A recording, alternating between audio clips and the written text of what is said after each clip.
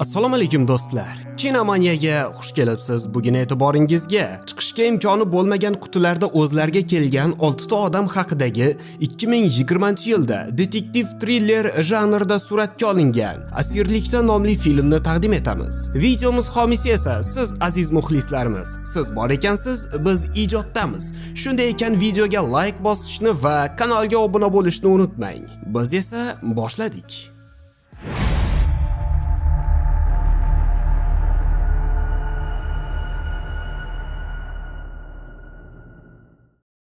Film Alex ismli yigitning yog'och konteynerda uyg'onganligi bilan boshlanadi. U qanday qilib bu yerga tushib qolganligini eslay olmasdi. U tezda tashqariga chiqishga harakat qiladi, ammo devorlar juda mustahkam bo'lib chiqdi. Chiqish uchun qilingan befoyda urinishlardan so'ng u qutqaruv xizmatiga qo'ng'iroq qilishga qaror qiladi, ammo signal yo'q edi. Quti boltlar bilan mahkamlanganligini ko'rgach, kalitlar yordamida ularni olishga harakat qiladi. Biroz vaqt o'tgach, u bitta boltni olishni uddalaydi. U shu yo'sinda tungacha davom etadi. Tunda esa qo'rqinchli ovozlarni eshitadi, ammo qattiq charchagan va ochiqqan yigit uxlashga yotadi.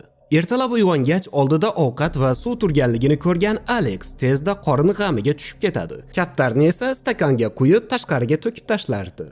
Alex kuni bo'yi vintlarni olish bilan band bo'ladi, biroq bularning foydasi yo'q edi. Sababi qutilar tashqaridan ham mahkamlangan edi va u bu ishini bas qiladi. Tashqarida qandaydir bloknot turganligini ko'rgan yigit uni olishga harakat qiladi va poyabzalning bog'ichi va ko'ylagi yordamida bir nechta omadsiz urinishlardan so'ng bloknotni olishning uddasidan chiqadi. Uni ochgach esa unga notanish odamlarning surati va ular haqida yozilgan ma'lumotlarni ko'radi. So'nggi varaqda esa o'zi haqidagi ma'lumotlarni topadi. Kun botgach Alex yana uxlab qoladi. Nimadandir uyg'onib ketgan Alex qutisida benzapil turganligini ko'radi va uning yordamida devorni arralashni boshlaydi. U tashqariga chiqishi bilan yo'l topish umidida o'rmonga kirib ketadi. Shunday bo'ladi ham, u o'tib ketayotgan mashinani to'xtatib yordam so'raydi va unga o'tirib ketadi. Ammo bu shunchaki tush edi. Alex agar bu yerdan tirik chiqa olmasa, qarindoshlarim meni ko'rishsin deya ularga xabar yozadi. Alexning bu qafasda yashayotganiga 3 kundan oshdi. Bu vaqtda qo'shni qafasdagi qiz ham uyg'onadi. U ham nima bo'layotganligini tushunmas va hech narsani eslay olmasdi. Alex unga bilganlarini va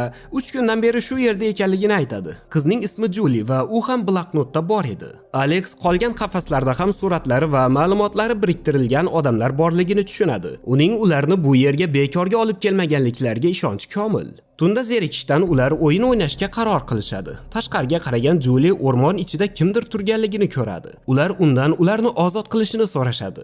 Biroq buning foydasi bo'lmaydi. Oradan yana bir qancha vaqt o'tgach, ular tashqaridan kelayotgan qichqiriqdan uyg'onib ketishadi. Boshqa qafaslarda ham bu yerga qanday kelib qolganliklarini tushunmayotgan yangi odamlar uyg'onishgan edi.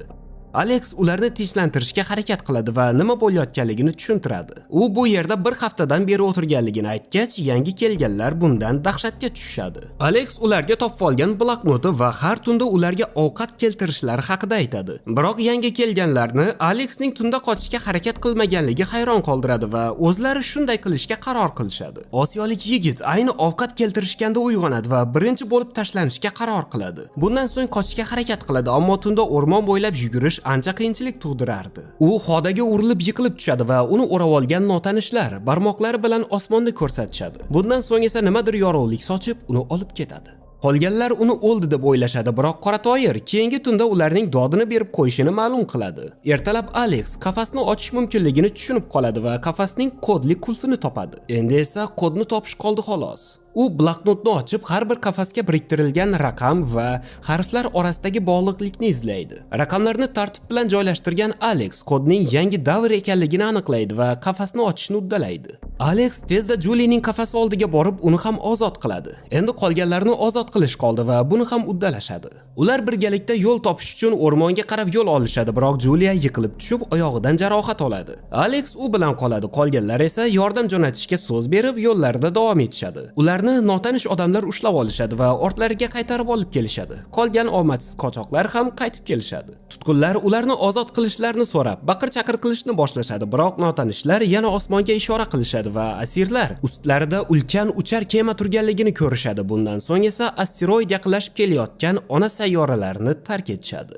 Ular qandaydir plyajda o'zlariga kelishadi. Juliyaning yarasi bitib ketgan edi. Ularning yoniga kelgan osiyolik bu yerga ancha oldin kelganligini va unga barchasini tushuntirganliklarini aytadi. Ularning barchasi tanlanganlardan edilar. O'zga sayyoraliklar ularni o'ldirish uchun emas, aksincha, qutqarish uchun olib kelishgandi. Marsga asteroid tushgach, u o'lik sayyoraga aylandi. Ularni esa insoniyatni saqlab qolish uchun Yer nomli sayyoraga ko'chirib kelishgandi. Shu bilan film tugaydi. Do'stlar, tomosha qilganingiz uchun rahmat. Film haqida fikringizni kommentariyada yozib qoldiring.